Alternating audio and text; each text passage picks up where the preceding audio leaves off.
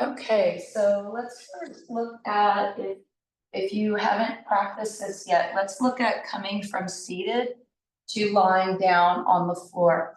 We want to have our yoga block really close by to us because we are using this throughout the class. The first thing is bend your knees, let them sway a little bit left and right, loosening up the outer hip and loosening up the low back. Notice if it feels more comfortable from one side to the other. Whichever side feels more comfortable, roll your knees towards that side and roll onto that one hip. We're using our hands to guide our spines down to the floor. Then from lying on our sides, we roll over onto our backs. So not only protecting the spine, but also protecting blood pressure and things like vertigo. Let's take our yoga block. With the knees bent, lift your heels, push your feet away from the floor. Place the yoga block in the most narrow position between the knees and the thighs region. Keep the toes pointed and begin to straighten the legs only as far as they will go and only as much as your body stays pretty much in agreement with this. You know your body's not in agreement with something when it hurts. So only straightening as much as we're able to maintain maybe the feeling of a stretch, not a strain in the body. From here, squeeze the yoga block, then flip your feet and push through the heels, drawing the toes down towards your knees and towards our hips. Let's point and flex the feet a few times, loosening up the fronts and backs of the ankles, maybe even moving some excess fluids off the legs. Go ahead and circle your ankles in any direction, at least 6 to 8 circles. If they get a little poppy, if they make noises, that is very common. It's usually just fluid and air moving off the joint. The little saying we have in here is it's okay if it pops or makes a sound, as long as there's no bright lights, nausea, or vomiting. After that happens, it's fine. Roll it the other direction.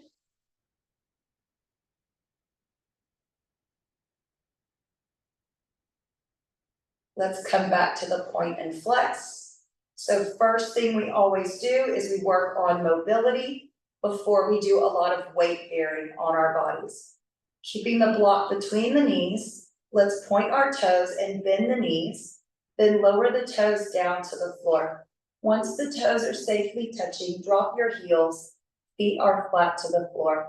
Let's place our hands on our stomach to work on belly or diaphragm breathing. Breathe in through the nose as much as possible. Squeeze your yoga block and exhale from the throat. Open the mouth. Relax a little bit on the inhale, taking the contraction out of your thighs. Pause at the top of the breath. Squeeze the thighs. Exhale with your mouth and jaw relaxed. It could be a sigh of relief. You can exhale like you're blowing bubbles. That's another great thing to experiment with. Squeeze the block, blowing bubbles. Inhale, relax the thighs. Maybe experiment, exhale like you're fogging a mirror. Continue to soften that contraction on every inhale. Squeeze only on the exhale. Chances are you'll be just fine if you keep squeezing. However, in the beginning, we always say only squeeze on the exhale because this can affect your blood pressure. At some point, if you want to maintain that contraction, every inhale, every exhale, go ahead and do so. Squeezing the block, focusing on the breath. Inhaling, the belly rises. Imagine it's like a balloon in your stomach that fills with air. Exhale any breath with the lips open, with the throat open.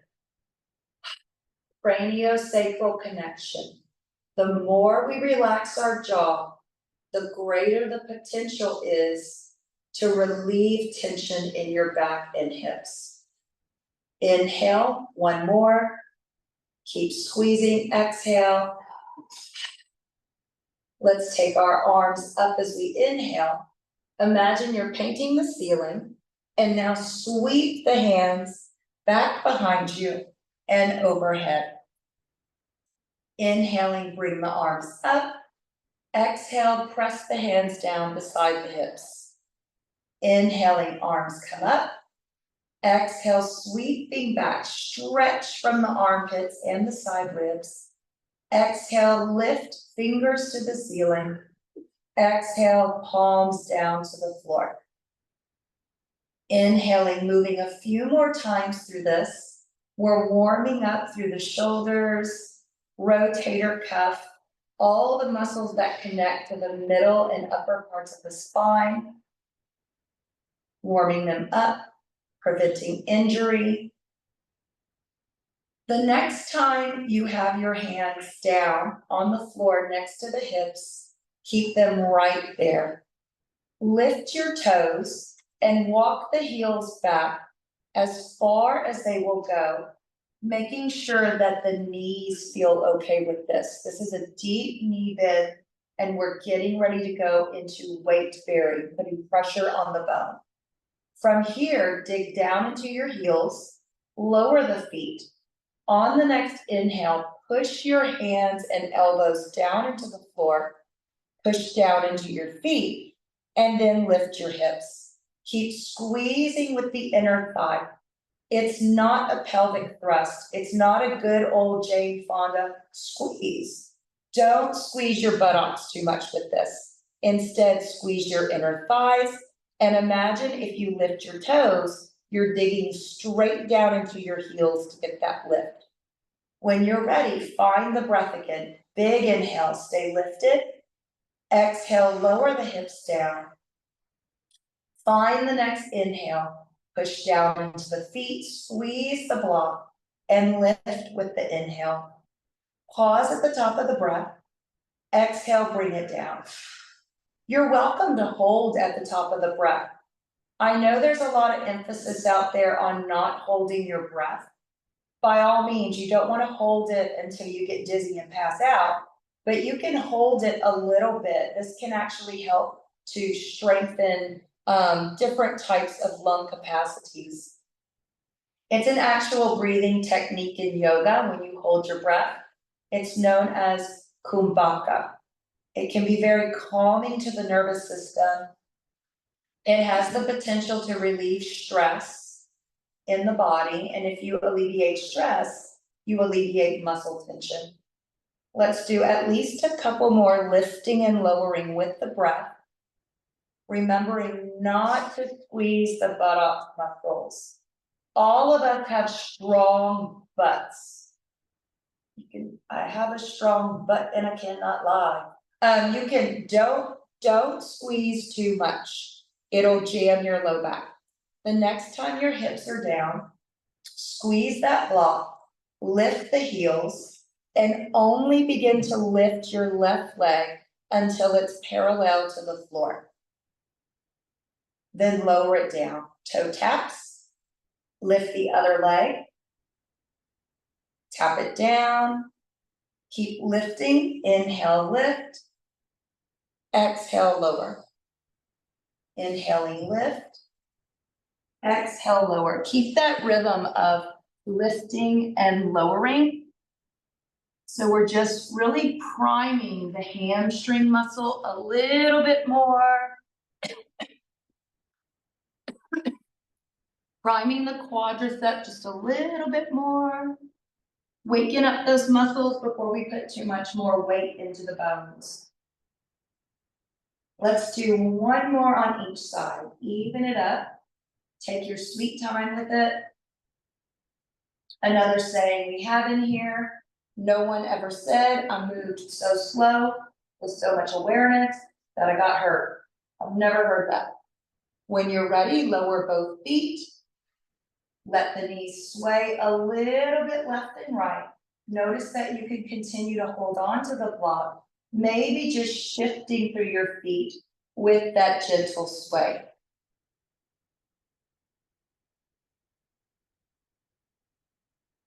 Let's come to a still point with this. Lift the heels, push the feet away from the floor. Let's take our yoga block, place it just off to the side of the mat so we can reach it in a moment. Lowering our feet down, we're taking our feet out wider than hips width, maybe even to the width of our yoga mat. Let's extend the arms out with the palms facing down, supporting your upper back. My arms are out at about shoulder height, but you could always lower the hands a little bit. That might put less pressure on your neck. On the next exhale, sway your knees over to the right. Inhale, bring the knees up to center. Exhale, sway the knees to the left. We're keeping that rhythm, one breath, one movement. Inhale, neutral. Exhale, twist. Because we're going to do several of these, experiment with the breath, noticing that different breathing techniques in different poses could change the feelings in the body, specifically the back. So maybe practicing blowing bubbles, or imagine you're trying to blow out birthday candles. Exhale.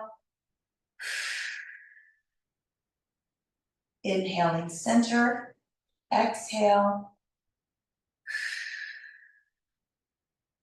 Then maybe try fogging a mirror.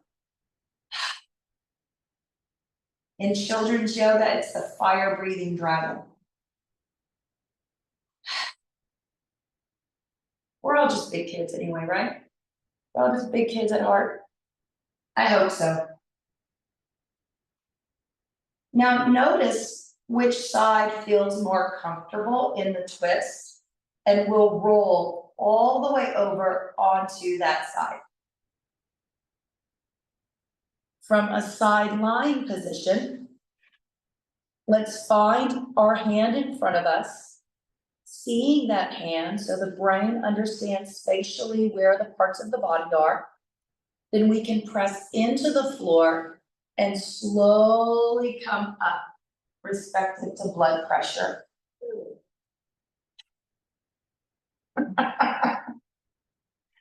Let's come around into seated. We might want to roll up the back of our mat or even sit on a blanket, sitting just on the edge so you have just a small perch.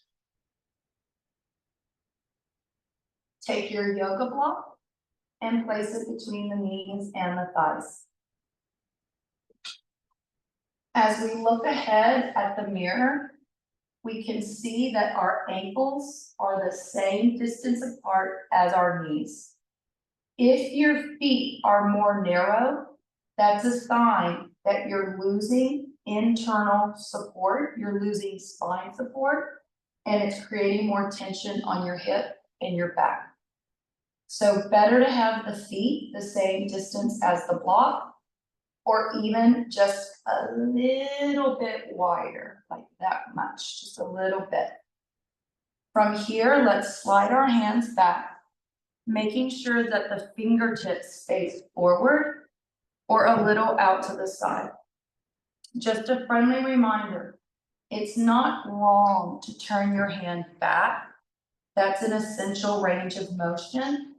It's just tricky when you turn your hand back and then put pressure on the bones. It can hurt your rotator cuff. The fingertips forward. Oh, and you could come down onto your elbows. This is gonna flatten the butt bone, the sacrum. It doesn't make it easier or harder. We're going for comfort. So feel free to experiment, and you can change your mind anytime. Let's squeeze that block. Squeeze it good, and remember to smile. It's the advanced version of everything. Act surprised, Good, nice big intercostal strength. What are intercostal? Rib muscles. They're the ones we don't know exist until we have a bad coughing spell. Those are those, serratus and intercostal. Please start lifting the right leg and then slowly bring it down. The harder we squeeze, chances are the more we're gonna feel it. Lift the other leg and then bring it down. Remember to relax the jaw. Gentle lift, extension. Remember to relax your shoulders. So we're getting rid of the Frankenstein effect. And down. Lift, squeeze, and down. Sometimes we don't feel it. It is working the inner hip. It puckers up the upper part of your leg muscles, but sometimes we don't feel it. You just know you're working. Keep going. Couple more. Do it with the breath. Inhale. Exhale. One more. Inhale. Exhale. If you want to test your body a little bit, lean back and hover your feet. And it should be extremely challenging. It should be extremely challenging. No joke. Okay. From here, come forward. Take your block just off to the side. Walk the feet into touching. And let the knees flutter out and in a few times. When you're ready, let the knees go out only as far as it stays comfortable to your back. Your feet don't have to stay touching. Sometimes it's better to separate the feet. Let's sit nice and tall. Imagine there's a string on your belly button, pulling your belly button towards your feet, and then a string at your collarbones, pulling you up. Try lifting the chin a little bit. Maybe just look to where the wall meets the ceiling. If there's any pain in the neck at all, lower the head enough so that if you had an egg on your head, you'd want the egg to roll off to protect your neck. Inhale into the center of your chest. Big inhale.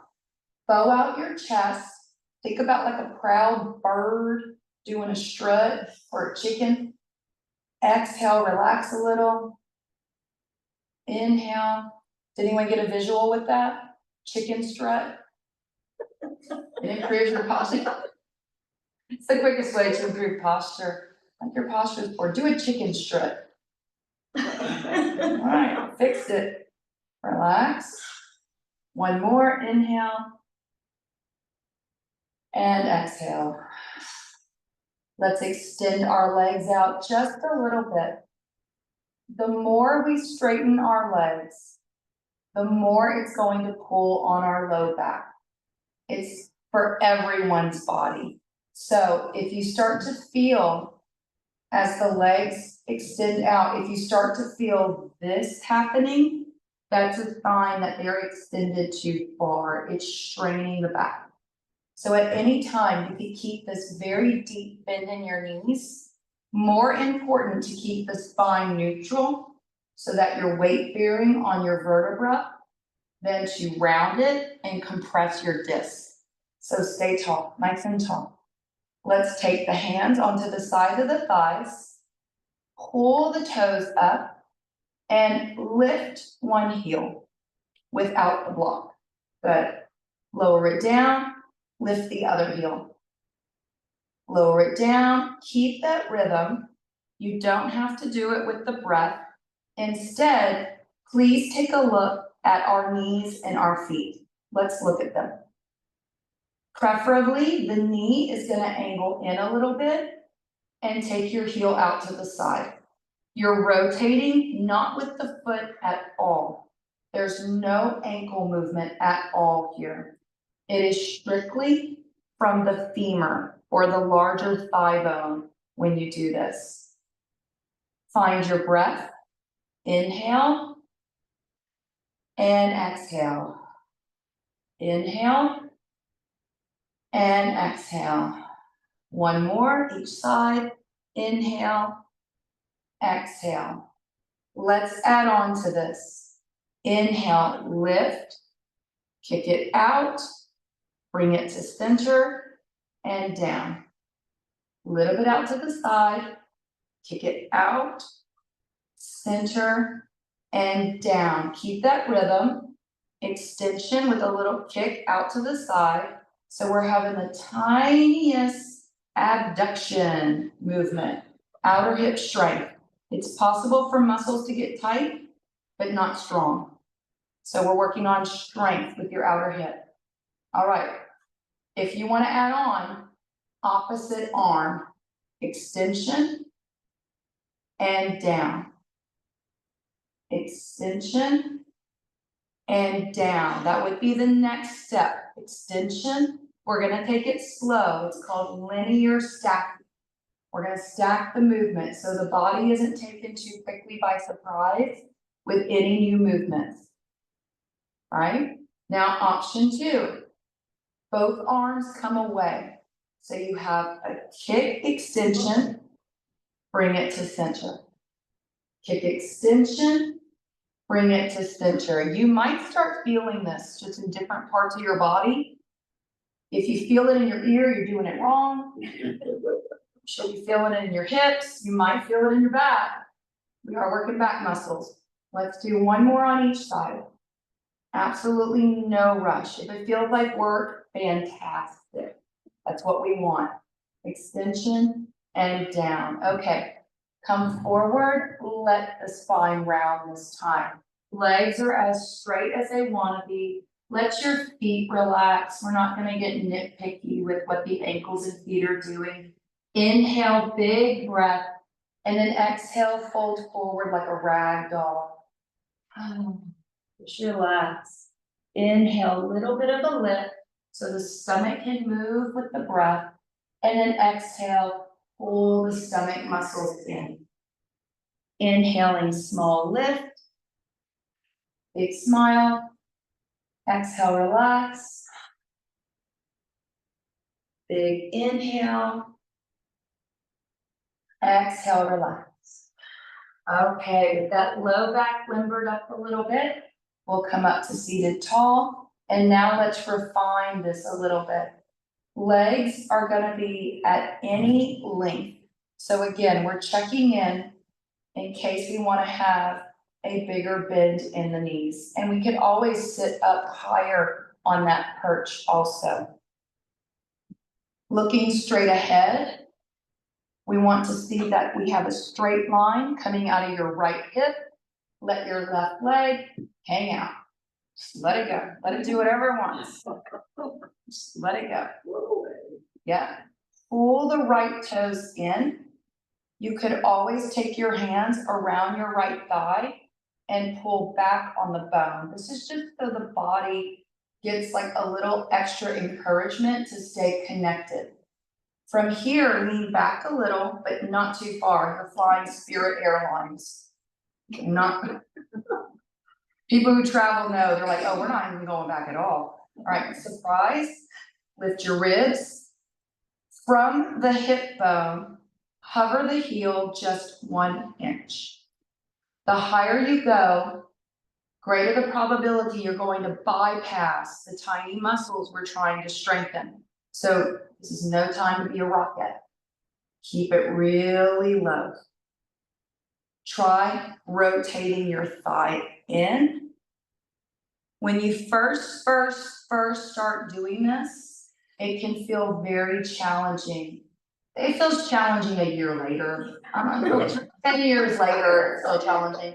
The thing is though, it's a muscle that sometimes it just needs to be woken up. Like the neurological pathway needs to be repaved. So at first it's like going down a caliche road and your leg will be like this. It's okay as long as there's no pain. Take your hands away. At any time, relax your jaw. At any time you can tap down and lift it right back up. It's probably gonna get really tight, but it's tight, strong, not tight tension. It's a different type of contraction. Okay, remember to breathe. We're doing that too. Right, Catherine? Sorry, remember to breathe. All right, now relax and let that leg hang out. Let's do the other side. The great thing about this muscle is it gets strong really fast. Let's pull our left toe back. Make sure that there is space under that left kneecap. I know especially some of the ladies in the group, you're hypermobile, so you want to keep your kneecap off the floor. See that the big toe is straight up towards the ceiling. If you imagine a wall right here, we want this to be flush with a wall. Hold on to your bone, connect the body, connect the leg to the hip. Sit nice and tall, take a nice deep breath. Relax your jaw. Lean back just a little bit and then hover as you lean back.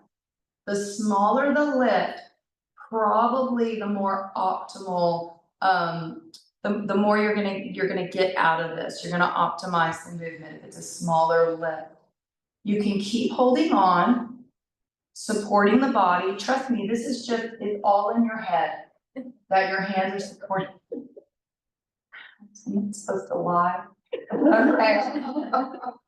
Some of it might be in your head. Some of you might truly be using your arms, but most of the time it is in people's head. So if you take one arm away, give the body an opportunity to recruit essential muscles and to show you how strong it is. What happens a lot of time with back issues is we're afraid to move because we're afraid of re-injuring, but the body is so resilient. So give it a chance. Maybe take the other hand away. So it might get really uncomfortable and only you know or can learn what those feelings mean in your body. Is it a discomfort of your body saying, why are you doing this? This is hard, it's new. Or is it truly like a pain response? Remember, you can tap down at any time and then lift it right back up. Relax your jaw there. Move your jaw a little bit up. Big inhale, bigger exhale, and then let it down and shake it out. Okay, so we're gonna practice just for a moment, coming up to standing and then coming right down to the floor. If you've never seen this before, or if you wanna watch it first, there is truly a part of your brain that can benefit from watching the movement and then copying it, right? Just like babies copying their parents. We can bend our knees. Step one, sway, sway. Which side is more comfortable? Whichever side is more comfortable, knees go to that side. We could use our yoga block. We could have it really close by. We might, from here, go onto all fours, just for a moment. I know that this floor does not really feel good on knees. From wherever we are, we have our block. Bring the block in so that if you lean forward, if you're gonna push into the block, you wanna be pushing straight down. If it's too far in front, you're gonna bite the dust. All right, let's take one leg, let your body choose for you, and bring it out to the side. We call this the Captain Morgan.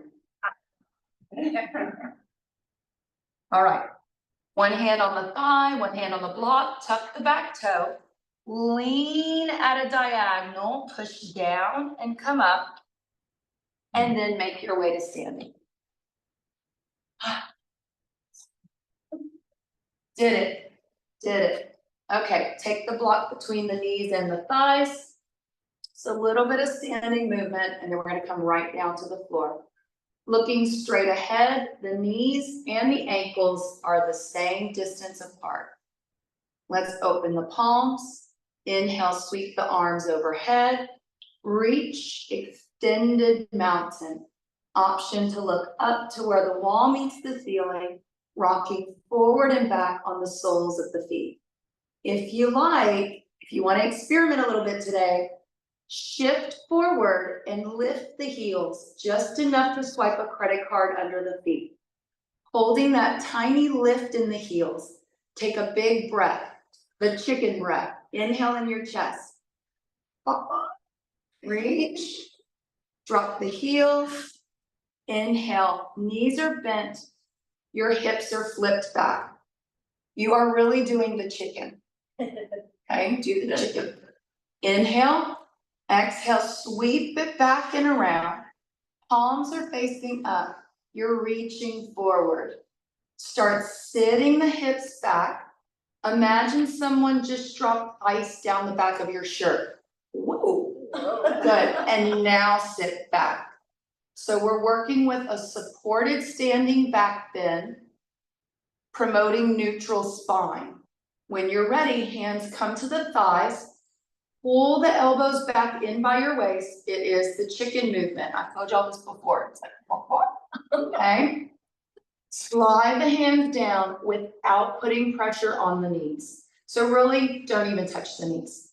As we inhale, start to straighten the arms out, lift the chin, and this is to hopefully improve upper back strength and posture, because naturally as we age, the upper back begins to come forward for everyone. That's gravity. Big inhale. That's why we do yoga. Exhale, elbows flip out to the side. Drop the chin to the chest. Let your head hang nice and loose. Imagine like a rag doll. You're gonna let the head shake. Yes. Let it kind of wiggle. Turn your neck left and right. Take the block away from your legs and put it straight down on the floor. Whichever hand you have your block on, I have the block in front of my right leg this time, with my right hand on the block. I'm putting my left hand on my left leg to slowly begin sliding that left foot back. And then I'm bending both knees, coming down with a supported lunge this time. And then when you're ready, maybe both hands on the block, flat, or both hands on the floor, and then sweep the other leg back. Don't worry about this nonsense of lunging straight through. That's traditional yoga. And traditional yoga was created for adolescent boys. So you're not gonna do that, okay? When you're ready, put your block just off to the side, touch the toes together, and take your knees out wide, just for a second. Push your hips back really slow so that we begin to stretch over the knees and the thighs. Only go back as far as your knees say yes. If your back says yes, keep going back, and then lower your head down and relax. Take in one big breath and a bigger exhale. Exhale is more important. Inhale, bigger exhale. Why is exhale more important? We got to get the old carbon dioxide and air out, make space for another fresh breath. One more, big inhale, bigger exhale. When your body is ready, come forward a little bit and bring the knees in close. Let your feet maybe swivel off to the right a little bit. You can even look over your right shoulder and see your feet. Keep the feet where they are, and now look forward. Walk your hands back till you're seated on that left hip. From being seated on the left hip, start to slowly walk the body down to lying on your side. And then roll over onto your back. And this is where it all began. This is known as constructive resting pose.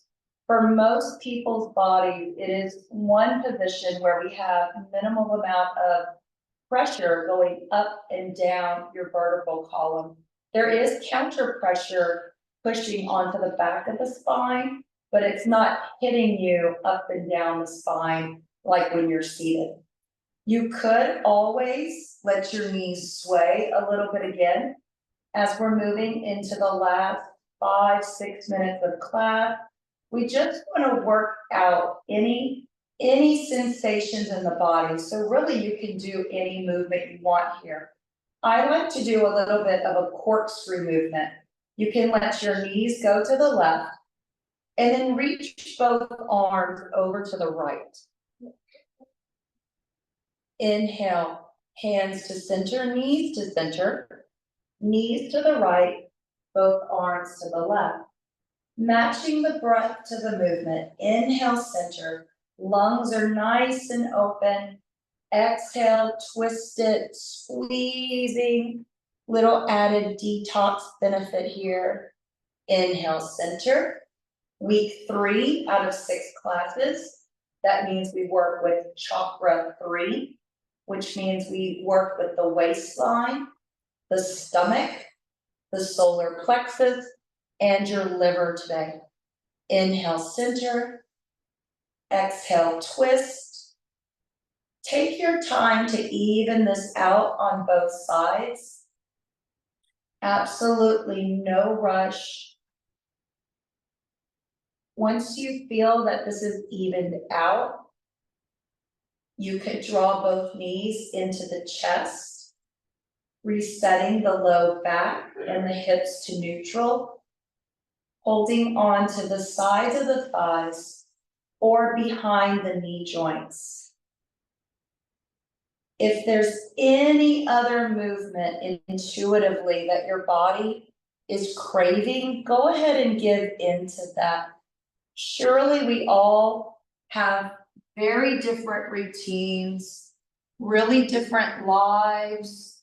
Our bodies have different histories and stories to tell, right? So there's no way that we all need the same type of workout.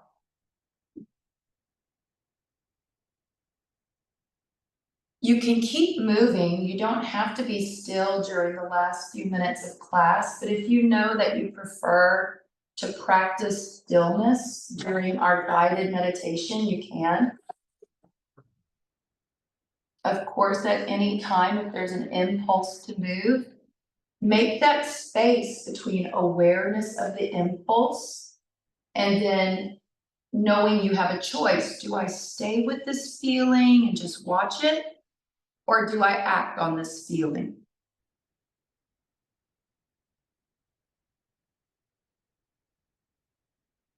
No matter where your body is, make it now more about the breath.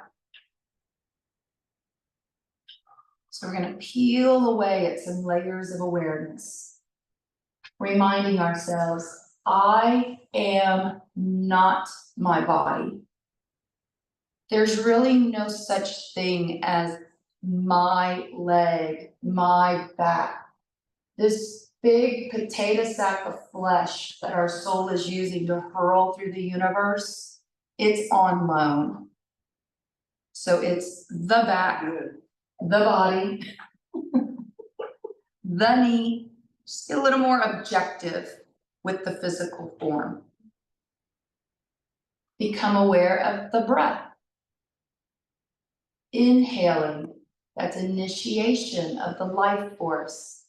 Exhale, that's when you have an opportunity to let go. A lot of back and spine pain has been linked to psychological stuff, apart from accidents. There's a lot of psychology behind back and spine pain. It's holding on to different emotions. So let it go with the breath.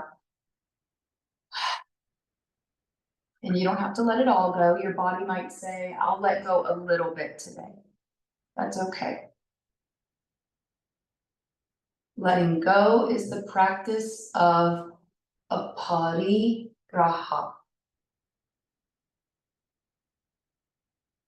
Now take a moment and observe what's going on in your head. Meditation and mindfulness, it's not about clearing your head. It's about being able to notice all the stuff that might be floating around, all the stuff that could come up, to be able to notice it and be responsive. Can I just watch? Or am I having another emotion? Am I trying to change something? You could even watch thoughts manifest, just like clouds kind of popping up in the sky. Take a breath. Just watch the little pretty clouds float by.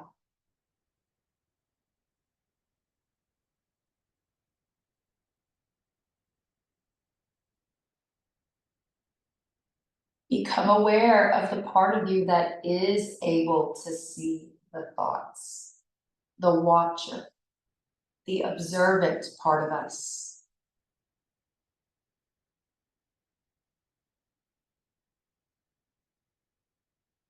And just reminding ourselves again, I am not my body. I am not my breath. I am not my thoughts or emotions. There's no such thing as I am sad or I am angry. I have feelings. I am not the observer. So then the age-old question is, who am I? Don't even try to answer that. Don't. Let that go too. Let it go. Take in a big inhale and a bigger exhale. Let's let the fingertips and toes move so that those tiniest bits of movement are connecting. Deepen the breath. And depending on where you are, maybe we straighten the legs, maybe we bend the knees.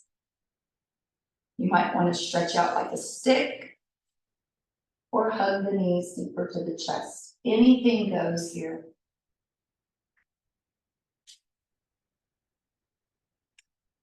As we prepare ourselves to come up to seated, there is a pretty standard way to come up to seated so that we keep our blood pressure happy. Bend the knees first, and with our feet on the floor, sway the knees a little bit left and right. Whichever feels more comfortable, roll over onto that side. Maybe stay there a breath or two before you push up to seated.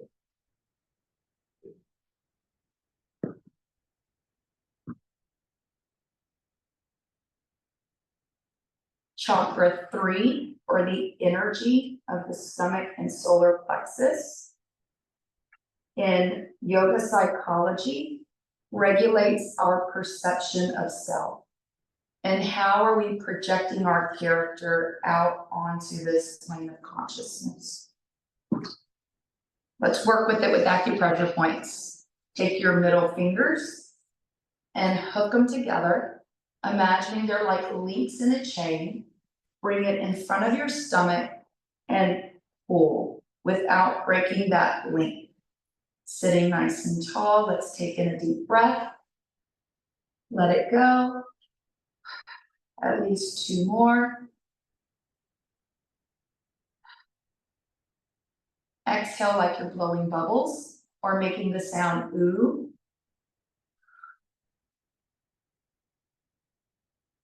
When you're ready, bring the hands together. And from here, we can bow to close. Namaste. Namaste. You're all done. Go enjoy your beautiful, sunny, high humid, 84-degree day in Dallas. Peace be with your hair.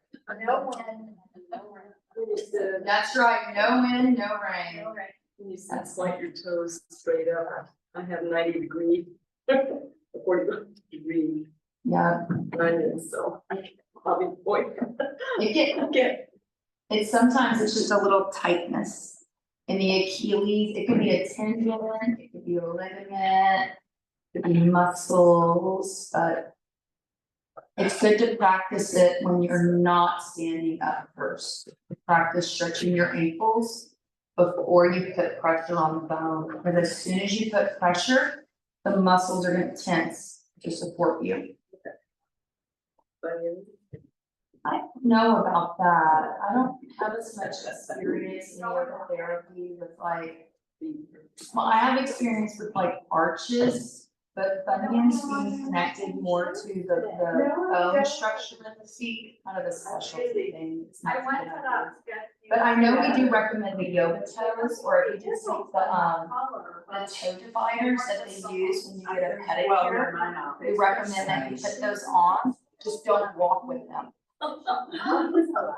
I mean, I've done it before when my toes are wet. I've done it where you're kind of like, yeah, but it's dangerous.